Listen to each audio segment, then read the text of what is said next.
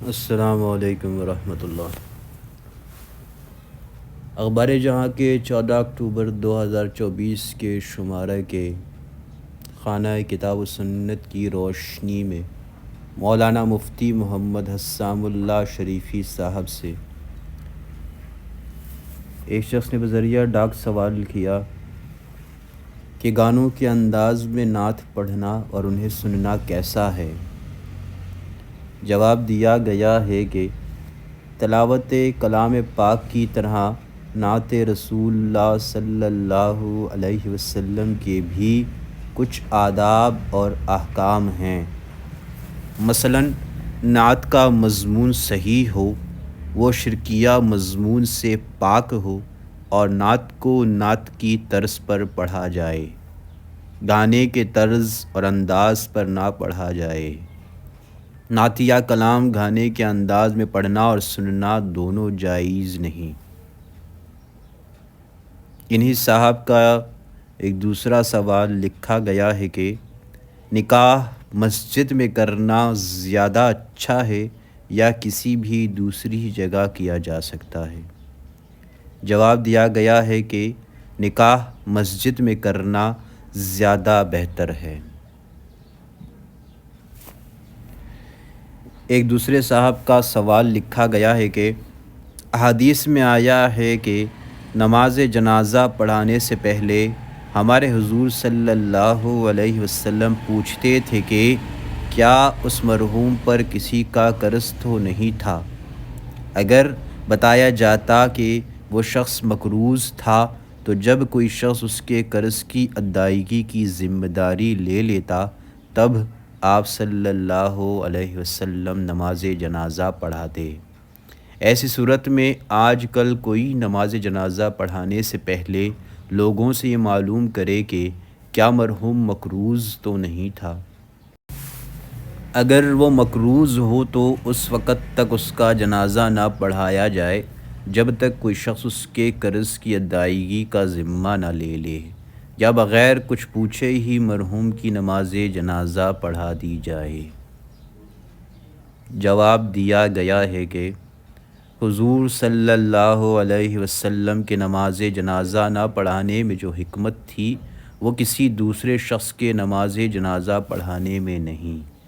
اس لیے کسی شخص کا لوگوں سے مرحوم کے متعلق یہ پوچھنا درست نہیں اور نہ یہ سنت ہے۔ ایک دوسرے صاحب کا سوال درج کیا گیا ہے کہ ایک صاحب نے خواب میں دیکھا کہ ان کی والدہ مرحومہ نے اپنے بیٹے سے کہا کہ مجھے اس قبر سے نکال کر فلاں جگہ دفن کر دو، کیونکہ میری اس قبر کے پاس سانپ بہت نظر آتے ہیں۔ تو کیا ایسی صورت میں والدہ مرحومہ کو ان کی قبر سے نکال کر کسی دوسری جگہ دفن کیا جا سکتا ہے؟ جواب دیا گیا ہے کہ خواب حجت شرعیہ نہیں، خصوصاً جب وہ خلاف شرعی بھی ہو اور بلا ضرورت شرعیہ مردہ کا قبر سے نکالنا خود ناجائز ہے، تو جس خواب میں اس کی تعلیم ہو وہ خواب خود باطل ہے، اور مردے ان قبروں میں تھوڑا ہی رہتے ہیں، وہ تو عالم برزخ میں ہوتے ہیں۔ ایک خاتون کا سوال درج کیا گیا ہے کہ پردہ کی نسبت شرعی حکم کیا ہے؟ یہ فرض ہے یا واجب؟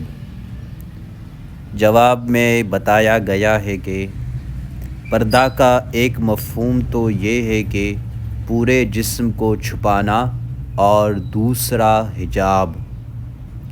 پورے جسم کو چھپانا تو فرض ہے۔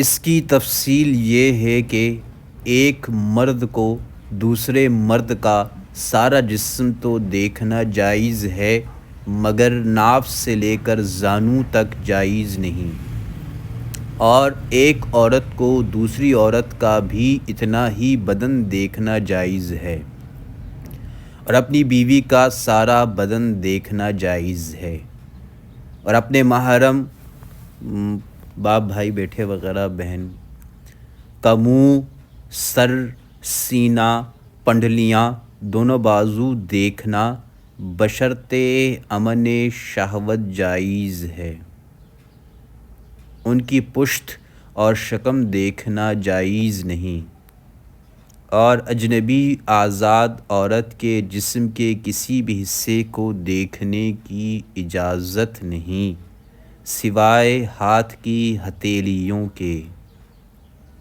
اور اگر کوئی مجبوری یا ضرورت ہو جیسے شہادت کے وقت گواہ کو عورت کا چہرہ دیکھنا یا طبیب کو مرض کی حالت میں مرض کی جگہ کو دیکھنا جائز ہے۔ دوسرا حجاب ہے، عورت اجنبی مرد کو اپنا جسم بالکل بھی نہیں دکھا سکتی۔ خلاصہ یہ ہے کہ ستر فرض ہے اور حجاب بنظر مصلحت واجب ہے۔ استغفر اللہ ربی من کل ذنب اذنبتہ عمدا او خطاء او سرا وعلانیۃ واتوب الیہ، لا الہ الا انت سبحانک انی کنت من الظالمین۔